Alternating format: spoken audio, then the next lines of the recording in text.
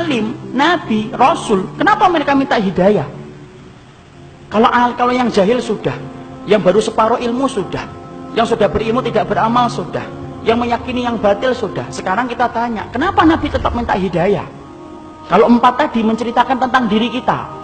Tapi kalau kemudian yang kelima, kenapa Nabi dan orang-orang soleh yang mengikuti jalan para Nabi, yaitu para sahabat, para tabi'in, dan kita yang berusaha untuk mengikuti mereka, Ridwanullah alaihim, kenapa kita masih tetap minta hidayah?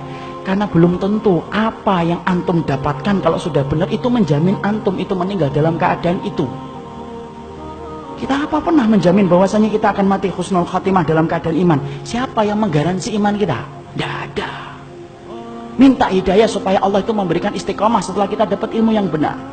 Bukankah Allah menunjukkan lembaran-lembaran kehidupan sejarah, banyak orang yang mereka itu bertabur iman di awal kehidupan, tetapi mereka matinya murtad. Bal'am bin Ba'urah, apa kurangnya Bal'am bin Ba'urah? Hidup pada zaman Nabi Musa, di mana doanya dikabulkan oleh Allah setiap waktu-waktu yang sempit dan terdesak. Sampai Malik bin Dinar berkata, karena mujabud da'wah fi syada'id. Kalau sudah bicara tentang Bal'am bin Ba'urah, Masya Allah, doanya selalu dikabulkan oleh Allah dalam keadaan genting. Kata Malik bin Dinar rahimahullahu ta'ala ketika menafsirkan surat Al-A'raf 175. Tapi matinya murtad.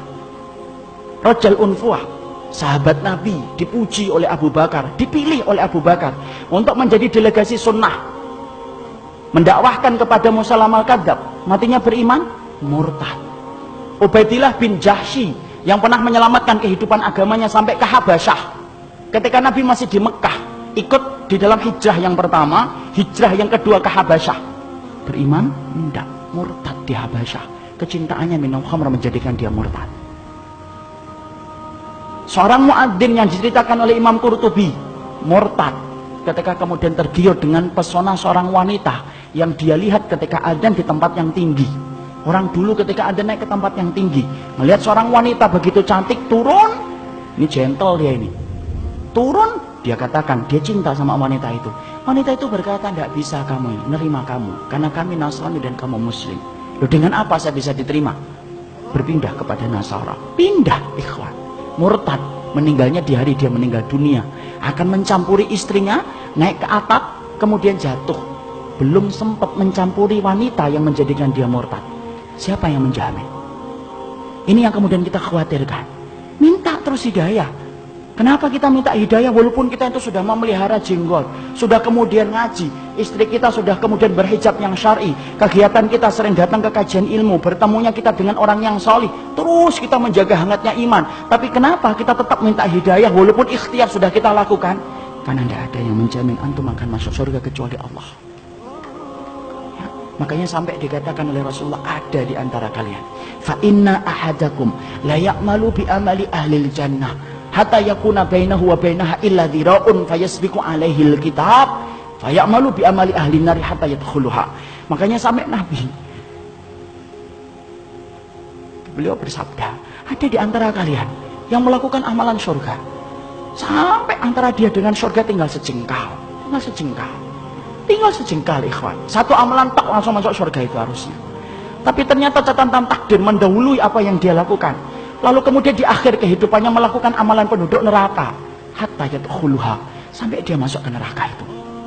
Ada pula yang sebaliknya, fa inna ahadakum la ya'malu bi amali ahli nar hatta yakuna bainahu wa bainaha illa dhira'un fayasbiqu alaihi alkitab fayamalu bi amali ahli jannah hatta yadkhuluha.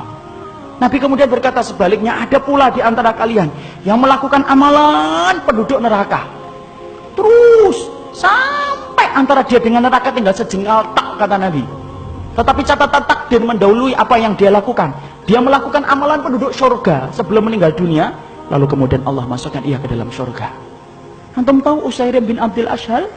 Usairim bin Abdul Ashhal, seseorang sahabat yang dikatakan oleh Nabi sebagai penduduk surga, tapi keningnya tidak pernah dipakai untuk bersujud kepada Rabbnya. Karena apa?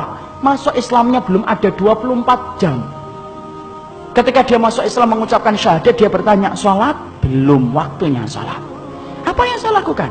Ayo berjuang bersama Rasulullah. Berjuang bersama Rasulullah SAW dan para sahabat. Ketika kemudian dalam peperangan tersebut Allah takdirkan dia meninggal dunia.